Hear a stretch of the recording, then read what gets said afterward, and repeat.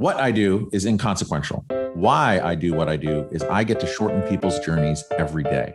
What I love about our hospitality industry is that it's our mission to make people feel cared for while on their journeys. Together, we'll explore what hospitality means in the built environment, in business, and in our daily lives. I'm Dan Ryan, and this is Defining Hospitality. Hey, everybody, just trying something out a little bit different today. So one of my favorite things about doing these podcasts is I get to meet and collide with other thought leaders within our industry who have developed platforms that help us get just a little bit better each day. And within hospitality, it could be from design, entrepreneurism, culture, or even hospitality management.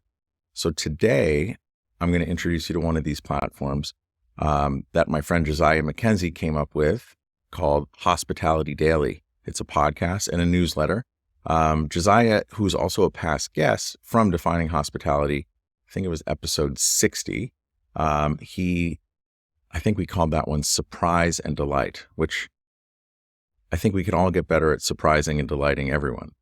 But Josiah's built an amazing platform, this Hospitality Daily podcast. So it's shorter form. So I'm going to include, 3 or 4 of his past or more recent episodes. But really, his promise is that he wants to deliver inspiration from the best in our hospitality business. And that really resonates with me because all the people I'm talking to are pretty awesome and have a lot to share and can help all of us shorten our own journeys to surprising and delighting all of our stakeholders. So again, the reason for doing this is I just think that we can all benefit from sharpening our saw a little bit and getting a little bit better each day to serve those 5 stakeholders, as Danny Meyer, who I hope one day to have as a guest on here, likes to put it. And actually what's interesting, his stakeholders, there's 5 of them, and in order of importance, it's the team, it's the guests or the customers, the community, the suppliers, and then the investors. And what's interesting is, and I was actually pretty surprised by this, by putting the investors last, as his last group of stakeholders in order of importance, it sounds unusual, but if you really take care of all 4 that precede it, your investors should get ample return. So without further ado, here are excerpts from my friend Josiah's podcast. The first one's called Don't Nickel and Dime Your Guests. That's with Tamara Mims from the Four Sisters Inns. Then We Are Ambassadors, Marlon Smith with Hotel Enzo. Then Lessons for Hospitality from New York City Nightlife from Britt Morgan-Saks from The June. Then How Are We Providing Hospitality Outside the Walls of Our Hotels with Christian London from Nordic Choice Hotels. So everyone, please enjoy. Please follow and subscribe his. Please follow and subscribe ours. And again, this is coming from a place of where we can all get a little bit better each and every day. Thanks. You can go and stay at a 4 or 5 diamond hotel and it's going to cost you a lot, but so will the water and so will the wine, and everything seems to be 4 times more, whatever you're talking about. That's Tamara Mims, president and CEO of Four Sisters Inns. Whenever I stay at a Four Sisters property, I appreciate all the free amenities they provide, and it always increases my feeling of loyalty to their company. And in today's episode, Tamara explains a little bit more about her thinking behind this strategy.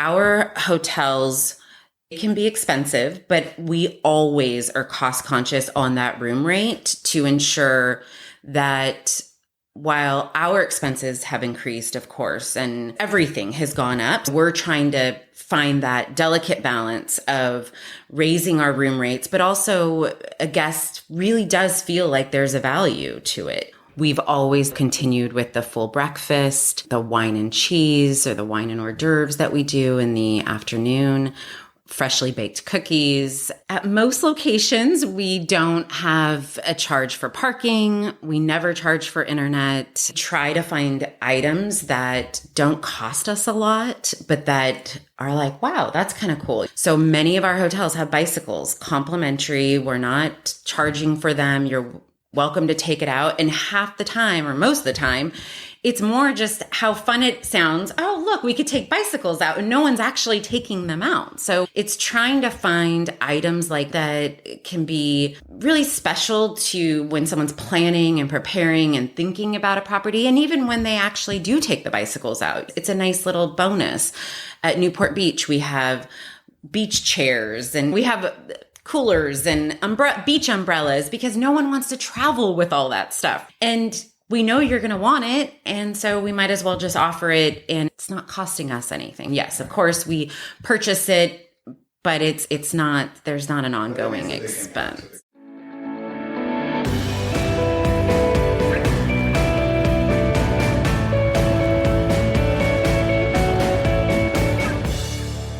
You all have to understand that we, as hotel people, we are ambassadors to our hotel, our community, our brand, and our city. We're able to really, on a human level, one-to-one level, to really tell people how we feel about our city, how we feel about our communities, how we feel about our neighborhoods. My name is Marlon Smith, and I'm the general manager here at the Hotel Enzo in San Francisco.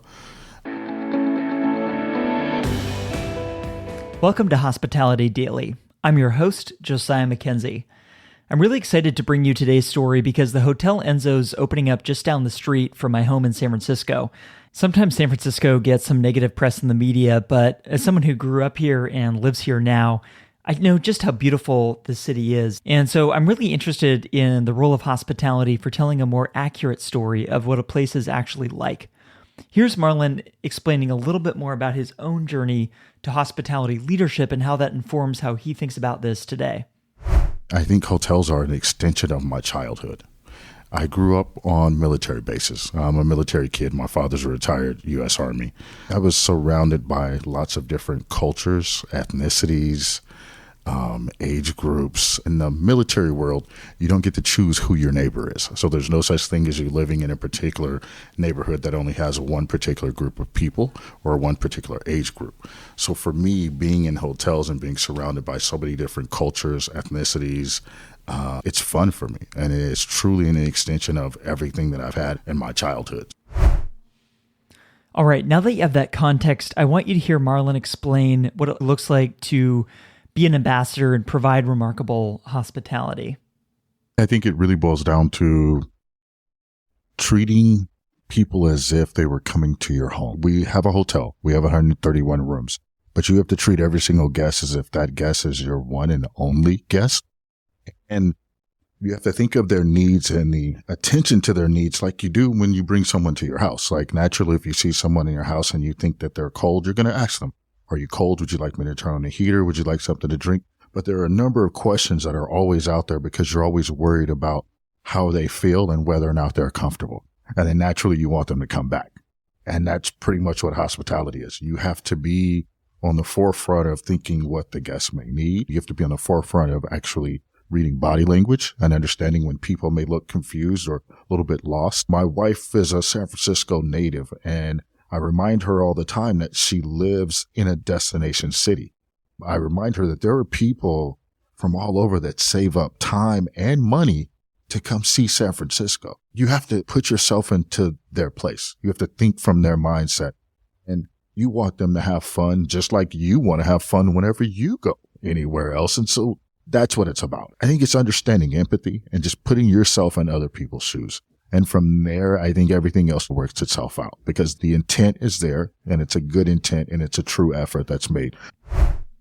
I love this approach and this mentality to providing hospitality. And I asked Marlon how he hires the sort of person who can provide this kind of welcome to guests. It's all about the conversation that we have within the interview. It's about the eye contact. It's about how this conversation feels. I usually bring in another manager as well so that it ends up being a 3-person conversation because I want to see how that person moves around the room. I want to see their eye contact. I want to know the things that they're interested in. I want to know places that they've been, things that they've done. For me, a good portion of what we do in the hotel industry is learning to listen and be empathetic to people's needs and situations. And so for me, it's really about the conversation that I'm able to have with the employee because they're going to have to connect with my guest on an emotional level. And if they can connect with me on an emotional level, then I'm pretty confident with them connected with my guests later on. We are the true ambassadors. It's one of those things where when I go on vacation with my family, let's say I'm in Hawaii, I don't remember the GM of the hotel. I don't remember the director of sales. The people that I remember are the people that I directly interact with. So it's the front desk staff. It may be the person working behind the stand at the shaved ice place that I love to go to.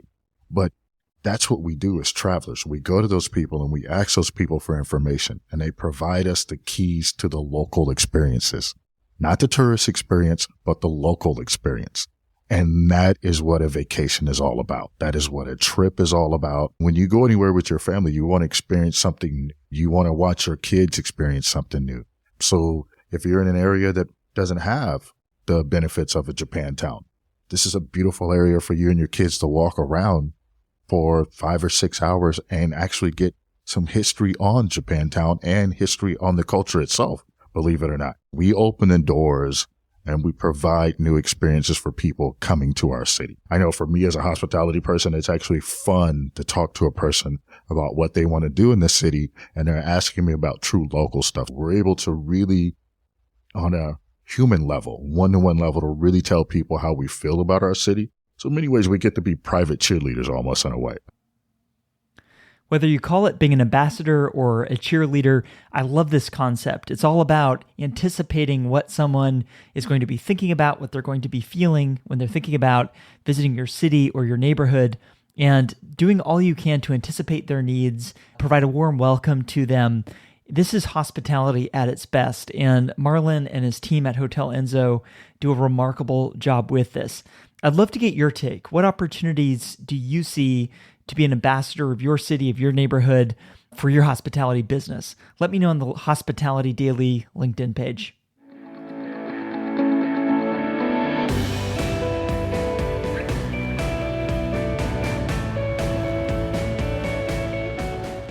I graduated in '02 from Harvard with a government degree, but I knew I either wanted to work in hospitality or in the music business. I was reading an article about in Elle magazine about Amy Sacco, and I was like, this woman's amazing. She's brilliant. I tore the article out of the magazine and I folded it up and I put it in my wallet. I was like, I don't know. I'm going to meet her one day and I'm going to try to work for this woman. And so I was definitely not cool enough to get into Bungalow 8. But one night I was with someone who was cool enough. And I had, I've always had a lot of like chutzpah and been sort of precocious and fearless in this way. But I just went right up to Amy and I took the article out of my wallet and I said, I just graduated from college and I read this and I'm so inspired by you. I want to come and work for you. That was Britt Morgan-Saks, founder of The June, who started her career working for Amy Sacco, creator and owner of the legendary Bungalow 8 in New York. Welcome to Hospitality Daily. I'm your host, Josiah McKenzie. Here's Britt explaining a little bit more about what she learned from Amy in this experience and how it can guide the way that we think about providing hospitality today. I remember she came in one day, and as most sort of hospitality, and this was like a big club and restaurant. And so, of course, our offices were in these like tiny little, back of house, like one little teeny window. She come in, and Amy's like 6'1". She's coming to sit down, and she's like, okay, we're going to build the room tonight, right? And so she would sit and she would email. And this wasn't like people weren't texting. She would email sort of everyone. She's like, okay, watch, this is how we're going to put this room together tonight. And I would sit with her and she would just craft emails and she would send that. And I was like, wow, the lesson there was like putting together a great room is everything, right? It's now we call it like curating, or it's like building community. It's learning how to put together a room, whether you're an A&R, whether you're putting people together, finding new talent, whether you're a VC and you're an investor and you're looking at to me, it's all the same thing, right? It's how am I creating relationships? How am I creating value? How am I creating an environment? How am I doing this in a way that feels energetic, that is mutually beneficial, but doesn't necessarily feel transactional, is a real talent. but it's also something that is just innate because you have to have a feeling about people. And you also have to have a feeling about the energy and the environment that you want to create and the experience that you want people to get and being in your presence and being in other people's presence. And that is everything, right? If you can have the most fabulous space, you can have the most fabulous people, whatever that means for you. And you walk into a room and it's like dead still and the vibe is off and it's just it doesn't work. Or you could be in some dive bar in the middle of nowhere and, it's a vibe, it's a thing, people are making money, drinks are pouring, so it really is it's a skill. It can be learned, but I do think you also just have to have an innate sense of things. And I'm grateful that I have that. And I was also taught that, I think, by some really amazing people. And certainly Amy is one, because I don't know if you ever went to Bungalow 8, but it was it was the greatest place to be. Yeah. And I would also say, and sorry if I'm going on about this, but, Amy also taught me something really important. Big shout out to Amy Saka, which was, it's really hard. So a lot of those times, those things it's hard to scale yourself. A lot of the reason people went to bungalows, to see Amy, right? And to be around her because she is magic and she is magnetic. And I think there are a lot of people in this business who have that same quality, right? But it's also really, really exhausting. And it's very hard to scale a business when you are the person that has to bring the magic and be there night after night after night after night. You somehow have to whether you're hiring incredible people and building an amazing team, you have to imbue your space and your business with your magic and with your vision and with those qualities. But it has to live beyond you. And that was something that she taught. She's like, Britt, I can't do this every night. You have to, when it's your turn to do this, you have to do it so that that you're not sort of super stretched thin and that you can't be everywhere. You can't be there. You have to build it bigger than you. It has to be about you, but bigger than you. It's doing things, that feel small, but are also big, right? And I think that was a really important lesson. Our most frequent guests are maybe spending 60 days a year with us. And that means that we have 300 days that we're not talking to even the most frequent guests. We were thinking about how can we be more relevant for more people more often. My name is Christian Lundén. I'm Vice President of Strategic Growth at Nordic Choice Hotels. Welcome to Hospitality Daily. I'm your host, Josiah McKenzie. If some of Christian's most frequent guests are staying with his company 60 days a year, you have to think about, for the average person, they're only spending a couple days a year at hotels. So how do you expand your ability to provide hospitality beyond that? That's what we're going to be talking about today. And I want you to hear how Christian is thinking about providing hospitality in new, creative ways, not only to guests of his hotels, but the communities in which he operates in. Here's Christian. I have been working in the company for many years, trying to figure out new things around the hospitality and trying to see new abilities with new business models, technologies, partnerships. And we were trying to see how can we break down the walls of hotels and become something more than just something that you're traveling to and become more in your everyday life. What are some of the core capabilities or opportunities that you see as a hotel company now looking to provide hospitality in new and creative ways? If we look at our industry and our business, it's not that we are just selling beds and breakfasts.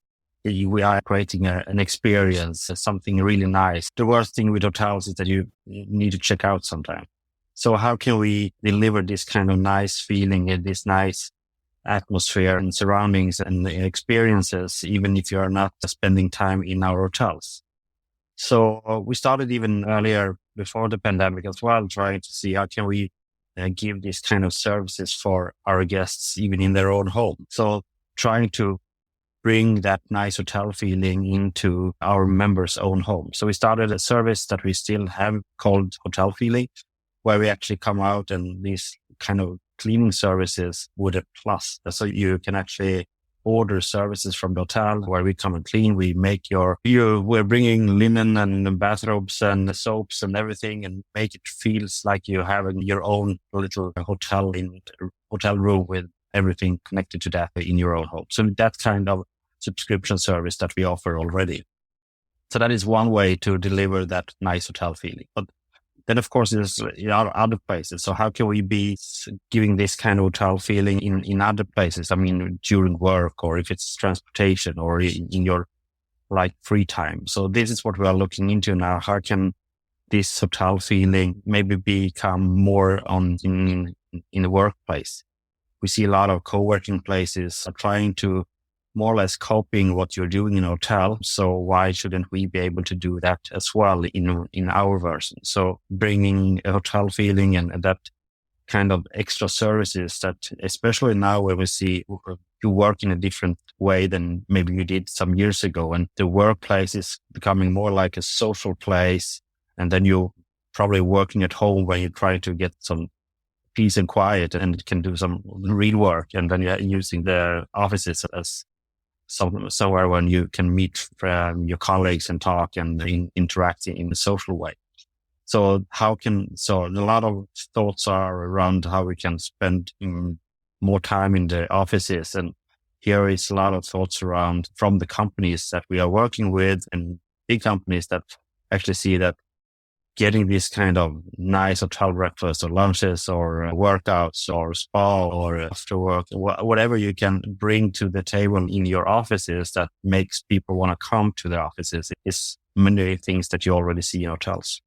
So do you see the bigger opportunity in going into other companies' offices and providing these services, or inviting people to your hotels to work from the hotels?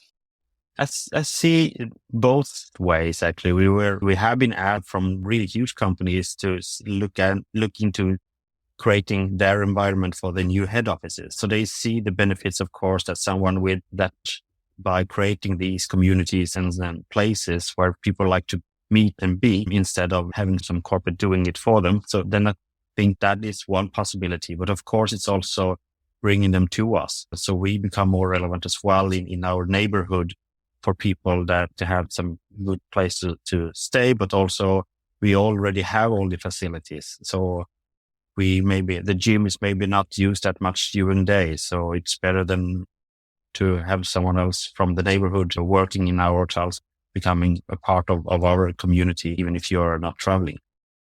It's an interesting idea because I'm actually working from a WeWork today, which has a nice, as you mentioned, social atmosphere.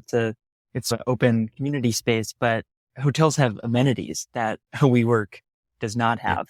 And you mentioned the gym. Are there any other aspects of what you offer that you think present an interesting opportunity for co-working or inviting people to work from your properties? You have the gym and those kind of obvious things, but of course we have our own headquarters in one of our hotels. And we see that the benefits are like being able to offer this kind of hotel breakfast every morning makes you having a really good start. And that makes also it's more alive in your hotel, and also for the employees to feel that they have a good start and a little bit of a luxury services as well. But we also see that, of course, we have all the conference rooms and facilities and used to take care of people and have this kind of working environment for conferences, events. So even those kind of things with having special occasions or guest chefs or speakers or whatever it could be, we used to have these kind of things for our conference guests, and it can easily be translated into normal office co-working spaces as well. So I see a lot of benefits, but this is also something that we can collaborate with other companies with as well. So we don't need to do all the things that we are talking about now by ourselves. It's also very interesting to see collaborations and with other companies that could be interesting to. It's interesting. It feels there's so much opportunity, as you mentioned, everything from house cleaning to office amenities to providing a place to work from. How do you evaluate such a wide range of opportunities and figure out which of these you're going to pursue and invest in? That is the big thing right now. And many other things is if we like to expand what we are and expand the universal services and our experiences, we need to consider where we will start. And we have started with some of the things already. But I think it's very much into trying and testing things in a smaller scale and see if it works. We are now having some hotels with room for gamers, and we started in a very small with some few hotel rooms, and we saw that they were always sold out. So now we'd like to expand that. So there are areas that we just don't know about because it's new and no one has done it. And then we don't go big for the first place. It's test and try and see what succeed. I see there are also areas that maybe we haven't touched into. So we see that becoming a retail or hotel as a service, whatever, there's a lot of potential even in the retail or e-commerce area where we see that hotels could easily be like a showroom for retailers. We are open 24/7. We have staff. We have things that you are surrounded with that you normally may not be able to test before you buy. And we have all that kind of space as well that we see that it could be really interesting to take a look at how if you're buying a bed, then you go to a store, maybe test it for 5 minutes. In our hotels, you can test it for 1 or 2 nights. So it would be obviously the best place to try on and test a hotel bed. Or then, so when you would like to buy your bed, then where would you like to go to test it out? So I think there is a lot of opportunities also in that space, trying to deliver that kind of services for other companies to partner up with in those areas. So it's a lot of new areas that we could bring that nice feeling and hospitality into other areas that we haven't looked into before. I'm really excited about this. The hotel industry is obviously coming off of a few very difficult years, but it also seems an opportunity to expand the way that we think about ourselves as hospitality providers, right? Not only to guests, but new ways of engaging our communities, people around us, and also unlock a lot of new revenue streams, which is more important than ever.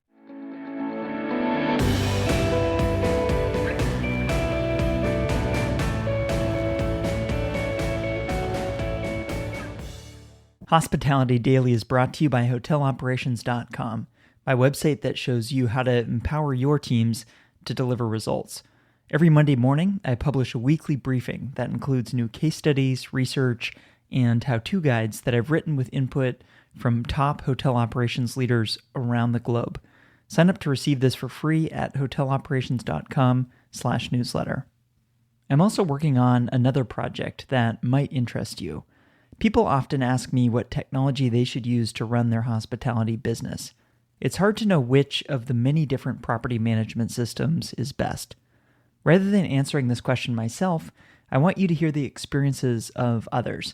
So I'm creating an independent guide with and for hotel operators about this. If you're interested, you can learn more and request early access at propertymanagementsystems.com. Again, that's one word, propertymanagementsystems.com. And that's it. If you enjoyed this episode, please consider sharing it with a friend or colleague. If you have any feedback, I'd love to hear from you. You can email me editor@hospitalitydaily.com. Thanks for listening, and I'll see you next time.